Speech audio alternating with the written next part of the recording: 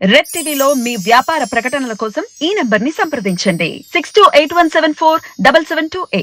నమస్తే. ప్రస్తుతం మనతో పాటు సీనియర్ జర్నలిస్ట్ దామా బాలాజీ ఉన్నారు. ఆయనతో మాట్లాడదాం. నమస్తే సార్. నమస్తే.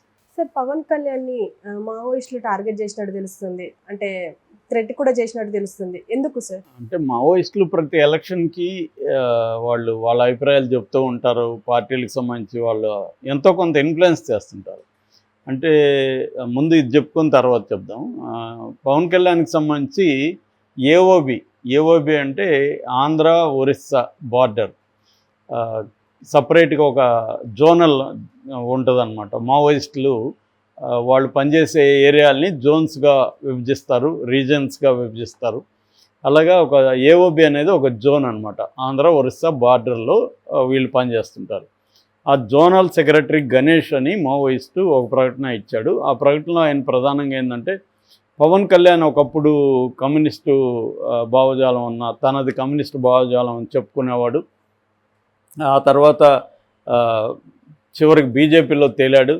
అతనికి రాజకీయ స్థిరత్వం లేదు, ఒక స్థిరమైన అభిప్రాయం లేదు, ఒక విశ్వసనీయత లేదు. పవన్ కళ్యాణ్కి క్రెడిబిలిటీ లేదు. ఎట్లంటే అట్లా బిహేవ్ చేస్తుంటాడు. సో అతనికి ఓన్లీ ఏంటంటే సినిమా గ్లామరు, కాపు కులానికి మద్దతు, ఈ రెండే ఉన్నాయి. అందువల్ల అది నిరుద్యోగులకి ఒక కేంద్రంగా మారిపోయింది జనసేన అనేది పవన్ కళ్యాణ్ని చాలా సీరియస్గానే అన్నారు. మామూలుగానే పవన్ కళ్యాణ్ మీద వైసీపీ ఇలాంటి విమర్శలు చేస్తుంది. వైసీపీ కావచ్చు, ప్రత్యర్థులు కావచ్చు. ఇతనికి పొలిటికల్ స్టెబిలిటీ లేదు. దాదాపు ఒక వైసీపీతో తప్ప అన్ని పార్టీలతో కలిశాడు అనేది కూడా చెప్తుంటారు. అన్ని పార్టీలతో, కమ్యూనిస్టులతో కలిశాడు, బీఎస్పీతో కలిశాడు, తర్వాత తెలుగుదేశం, బీజేపీ అందరితో ట్రావెల్ అవుతుంటాడు, అందరిని వదిలేస్తాడు. అలాగే ఒకప్పుడు మాస్టర్జీ గద్దరు, మాస్టర్జీ అంటే దళిత ఉద్యమకారుడు, దళిత వాగ్గేయకారుడు. సో ఆయన ఫస్ట్ నాకు తెలిసి పవన్ కళ్యాణ్ ఆయనతో మాస్టర్జీ అంతా ఆయన కలిసేవాడు. తర్వాత ఆయన పక్కన పెట్టేశాడు. తర్వాత గద్దర్ కొద్ది రోజులు, తర్వాత ఏమో చెగువేరా. సో ఇలాగా కమ్యూనిస్టు అన్నట్టుగా కమ్యూనిస్టులతో తిరిగినప్పుడు నేను అతిపెద్ద కమ్యూనిస్ట్ని అని చెప్పేవాడు. ఏమన్నా జల్సాలో కొన్ని డైలాగ్స్ కూడా ఉంటాయి. నక్సలైటీనా, ఇలాగా నక్సలైజం అన్నా కమ్యూనిజం అన్నా చాలా ఇష్టం. నేను కలిసినప్పుడు కూడా నా పోయిటరీ బుక్ అడిగి డ్రైవర్ని పంపించి తెప్పించుకున్నాడు చదువుతానని. నేను కూడా అప్పుడు ఆశ్చర్యపోయాను. సో అలాగా తనకి మనతో మాట్లాడేటప్పుడు కూడా నేను చాలా పెద్ద కమ్యూనిస్ట్ని, నాకు చాలా ఇష్టము అవన్నీ మాట్లాడేవాడు. రివర్సల్ పోయి ఇప్పుడు బీజేపీలో తిరుగుతూ బొట్లు పెట్టుకొని మతం గురించి మాట్లాడుతూ జగన్ హిందూ మతానికి అన్యాయం చేస్తున్నాడు అనమాట. ఇలాగా ఉంటుంది. అతను అన్నీ కానీ ఒక దగ్గర పెట్టుకొని చూస్తే మనకు బ్రహ్మాండమైన ఎంటర్టైన్మెంట్ ఉంటాయి వరుసగా అతని వీడియోలంతా. ఇప్పుడు అప్పుడప్పుడు వైసీపీ వాళ్ళు పెడుతుంటారు. అవన్నీ కలెక్ట్ చేసుకొని కానీ మనం చూస్తే బోలెడు నవ్వు వస్తుంటుంది. అన్నిటికీ ఒకే రకమైన బాడీ లాంగ్వేజ్తో ఉద్రేకంతో ఊగిపోయి మాట్లాడుతుంటాడు. అది చూస్తేనే డూబియస్ అనిపిస్తుంది. ఇంత ఉద్రేకం ఉండాల్సిన వల్ల స్థిరంగా ఒక అభిప్రాయం చెప్పచ్చు. అదేంటంటే సినిమాలు అంటే అది కావాలి, సినిమాలో ఆడియన్స్ని ఇది చేయడానికి, ఎమోషనల్ ఇది చేయడానికి కావాలి. సో అదే చేస్తుంటాడు. అది ఇప్పుడు మావోయిస్ట్ పార్టీ అతన్ని టార్గెట్ చేసింది. అంటే మరి మావోయిస్ట్ పార్టీ ఎందుకు జగన్ని చేయలేదు, లేకపోతే చంద్రబాబుని చేయలేదు అంటే, మావోయిస్ట్ పార్టీ ఏం చేస్తుందంటే ప్రతి ఎన్నికల్లో కూడా బలమైన రాజకీయ పార్టీ ఏది ఉందో, ముఖ్యంగా అధికారంలో రాజకీయ పార్టీ ఏది ఉందో దాన్ని టార్గెట్ చేస్తారు వాళ్ళు. ఎందుకు అంటే కొత్త పార్టీ వస్తే వాళ్ళ మీద నిర్బంధం ఇమ్మీడియట్గా పెట్టరు, కొంత వెసులుబాటు దొరుకుతుంది వాళ్ళకి. అదే ఆల్రెడీ ఉన్న పార్టీలు అయితే నిర్బంధం కంటిన్యూ చేస్తారు. ఒక్కోసారి కొత్త పార్టీలు కొత్తగా వచ్చినప్పుడు నిర్బంధాన్ని తీసేస్తారు కూడా, బ్యాన్ తీసేయడం, నిర్బంధం తీసేయడం ఇలా కూడా జరుగుతుంది. అందుకని వాళ్ళు ఏం చేస్తారంటే ఒక్కొక్కసారి ఏదో ఒక పార్టీకి ఇండైరెక్ట్గా మద్దతు ఇస్తారు. పేరుకేమో ఎన్నికల్ని బాయ్కాట్ చేయండి, కానీ ఇండైరెక్ట్గా అంటే వ్యూహము ఎత్తుగడలు అంటారు వాళ్ళు. వ్యూహం అంటేమో లాంగ్ టర్మ్ ప్లాన్, లాంగ్ టర్మ్లో ఎన్నికలు బాయ్కాట్ చేయాలనేది వాళ్ళ వ్యూహం. ఎత్తుగడలు ఏంటి, ఏదో ఒక పార్టీకి సపోర్ట్ చేయడం ఎత్తుగడలు టెంపరీగా.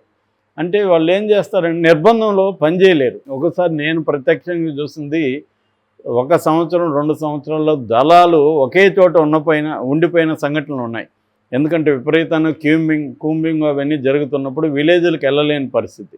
అందుకని వీళ్ళు ఎక్కడో డీప్ ఫారెస్ట్లో షెల్టర్ తీసుకొని అక్కడ దగ్గరున్న ట్రైబల్ ఫారెస్ట్ అంటే చాలామందికి తెలియంది ఏంటంటే ఫారెస్ట్ అంటే జనం లేకుండా ఉంటారనుకుంటారు. ఫారెస్ట్లో కూడా ఎంత డీప్లో వెళ్ళినా అక్కడ ఎవరో ఒక ట్రైబల్ పీపుల్ నివాసం ఉంటారు. అందుకని వీళ్ళకి ఫుడ్కి వాటికి కొరత ఉండదు.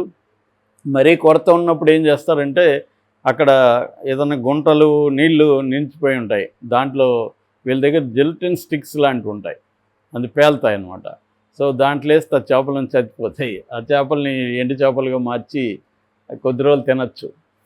దాని తర్వాత వీళ్ళు అక్కడ లోకల్గా ఉండే ట్రైబల్స్ వీళ్ళు కలిసి జంతువులను వేటాడతారు. వేటాడినప్పుడు కొంత మాంసం మిగిలిపోతే దానికి ఉప్పు పసుపు వేసి దాన్ని ఎండబెట్టి అది కొద్ది రోజులు తినచ్చు. మామూలుగా ఇది ఊర్లల్లో కూడా ఉంటుంది అనమాట. మా ఏరియాలో అయితే ఉప్పాసులు అంటారు, ఎండు మాంసం అంటారు. సో ఇది బీఫ్ చేస్తారు, మామూలు పొట్టేలు మేక కూడా చేస్తారు. అది నిజానికి మంచి టేస్ట్ ఉంటుంది. సో అలాగా ఉంటుంది. తర్వాత అటుకులు తెప్పించుకుంటే అది ఎక్కువ కాలం వస్తుంది. ఇంకొకసారి వాళ్ళే బియ్యము అలాంటివి తెప్పించుకొని అక్కడ చిన్న వంట ప్లాన్ కూడా చేసుకుంటారు అన్నమాట. అలాగా వాళ్ళు ఉండిపోవాల్సి వస్తుంది. నిర్బంధం అనేది అంత ఇంపార్టెంట్ వాళ్ళ మీద. నిర్బంధం వల్ల అసలు కదలలేకపోతారు దళాలు. సో అందుకని నిర్బంధాన్ని అప్పుడప్పుడన్నా లూజ్ చేయకపోతే ఉన్న వాళ్ళు కూడా పారిపోయే అవకాశం కూడా ఉంది. ఎందుకు మనం ఏదో విప్లవం చేద్దామని వచ్చాము, ఇక్కడ పనిపాటు లేకుండా కూర్చొని ఉండాల్సి వస్తుంది, ఇది ఎంతకాలం ఇలాగా అనే ఒక నిరాశ నిస్పృహలు వచ్చే అవకాశం ఉంటుంది. అందుకని చాలామంది తట్టుకోలేక సరెండర్ అయిపోయే వాళ్ళు ఉంటారు. రకరకాల హెల్త్ ఇష్యూస్ వస్తాయి, మెంటల్ ఇష్యూస్ వస్తాయి. ఇవన్నీ మావోయిస్టులు ఎదుర్కొంటారు. అందుకని వాళ్ళు ఏం చేస్తారంటే ఒక బలమైన నిర్బంధం విధించే పార్టీ ఓడిపోవాలని కోరుకుంటారు. ఆ రకం తీసుకున్నప్పుడు ఇప్పుడు దేశంలో వాళ్ళకి అతిపెద్ద ఇబ్బంది ఎవరితో అంటే బీజేపీతో. బీజేపీ వచ్చిన తర్వాత ఈ 10 ఏళ్లలో మావోయిస్ట్ పార్టీని దాదాపు 50% వరకు దెబ్బతీయగలిగిందని బీజేపీ ఆ మధ్య అమిత్ షా ద వీక్కి ఇచ్చిన ఇంటర్వ్యూలో చెప్పాడు. 52% మావోయిస్ట్ ఉద్యమాన్ని మేము తగ్గించామని ఆయన చెప్పుకున్నాడు.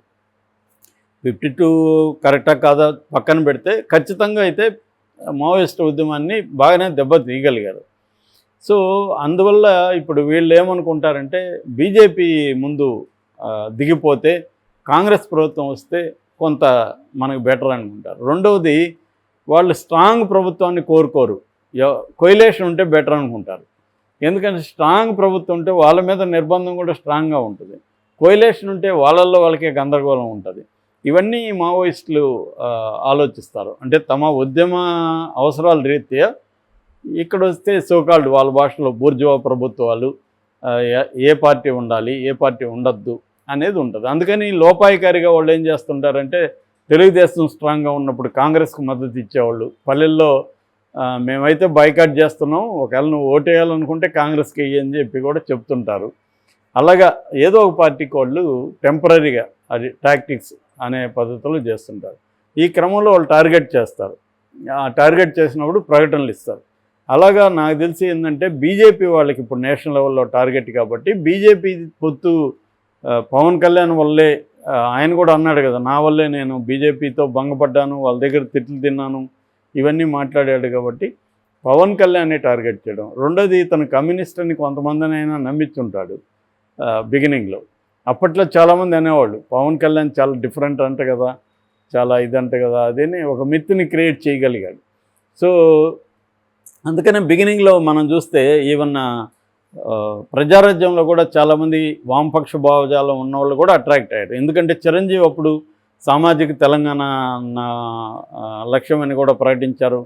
సో కొంత ఏదో ఒక డిఫరెంట్ రాజకీయాలు చేయబోతున్నారు అని చెప్పి. రెండోది ఏంటంటే దళిత ఉద్యమకారుల్ని, మహిళా ఉద్యమకారుల్ని, నక్సలైట్ ఉద్యమకారుల్ని, పౌర హక్కుల ఉద్యమకారుల్ని, ఇలాగా డిఫరెంట్ ప్రజల కోసం పనిచేసే అనేక సంస్థల్ని, నాయకుల్ని వీళ్ళిద్దరు కలిసేవాళ్ళు. ఆ బాధ్యత ఎక్కువగా పవన్ కళ్యాణ్కి అప్పగించాడు చిరంజీవి. అందుకని వీళ్ళతో అందరితో కలవడం, కలిసినప్పుడు నాకు కూడా మీరంటే చాలా ఇష్టం అని చెప్పడం పవన్ కళ్యాణ్ మాతో కూడా అలాగే మాట్లాడాడు. సో దానివల్ల ఏమవుతుందంటే వాళ్ళకి ఒక సాఫ్ట్ కార్నర్ వస్తుంది, అవును ఇతను చాలా ఇది అనేది. సో అలాగా ఉండి దాని తర్వాత ఇతను బీజేపీకి వెళ్తే వాళ్ళందరూ కూడా ద్రోహం చేసినట్టు అర్థం అవుతారు. ఇతను అవన్నీ చెప్పకపోతే ఎక్స్పెక్టేషన్ ఉండదు. ఎక్స్పెక్టేషన్ ఉండడం వల్ల అతను అలా చేయడం వల్ల ఇంకా హర్ట్ అవుతారు. ఆ రకంగా పవన్ కళ్యాణ్ ఇమేజ్ని దెబ్బ కొట్టడానికి మావోయిస్ట్ పార్టీ ఎంతో కొంత ట్రై చేస్తున్నట్టుగా మనకు అర్థమవుతుంది. కానీ ఆంధ్రప్రదేశ్లో మావోయిస్ట్ పార్టీ అనేది లేదు, అసలు ఆ బార్డర్ ఏరియాస్లో ఉంది. దాని ఇన్ఫ్లుయెన్స్ పెద్దగా ఉంటుందని నేను అనుకోవట్లేదు. కానీ బట్ వైసీపీ దీన్ని ఉపయోగించుకుంటుంది. మావోయిస్టులు కూడా చూడు మేము చెప్పినట్టే వాళ్ళు చెప్తున్నారు, ఇతనికి రాజకీయ స్థిరత్వం లేదు అని. అంటే పవన్ కళ్యాణ్ని ఒక ఇమేజ్ ఏదైతే అతను సినిమాలో నుంచి తెచ్చుకున్నాడో ఆ ఇమేజ్ని దెబ్బతీయడం కోసం ఈ గణేష్ ఇచ్చిన స్టేట్మెంట్ పనికొస్తుంది. Okay sir, thank you.